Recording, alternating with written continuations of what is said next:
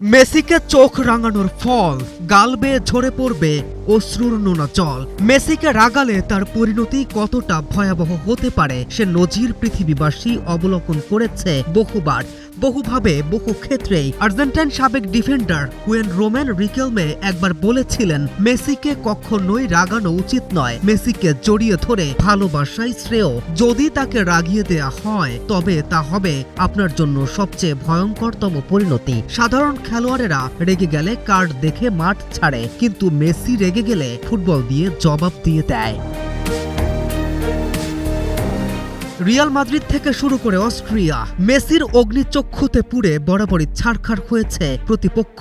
সালটা 2019, ম্যাচের মাঝে সাইডলাইনে মায়োর্কা কোচ ভিসেন্তে মোরেনো মেসির সাথে তর্কে জড়ান। হাফ টাইমের ট্যান্ডেলে মেসি তাকে বলেন, আজ আমরা তোমাদের 7 গোল দেব। 7 গোল না হলেও মেসির সেই ম্যাচে দুর্দান্ত এক হ্যাটট্রিক করে মায়োর্কাকে 5-2 ব্যবধানে বিধ্বস্ত করে ছেড়ে দেন। হিউস্টনে রকিং টেস্টি, সীমানা ছাড়াও নিজেকে হারাও। 2017 সালে সান্তিয়াগো বার্নাব্যুতে রিয়াল মাদ্রিদ দেখেছিল মেসির রক্ত ঝরলে প্রতিপক্ষের অশ্রু তিনি ছড়াবেনই, উত্তেজিত দর্শকদের চুপ করিয়ে দিয়ে শেষ হাসি তিনি হাসবেনই, এমনকি শেষ পর্যন্ত জার্সি খুলে সেই বিখ্যাত উদযাপন।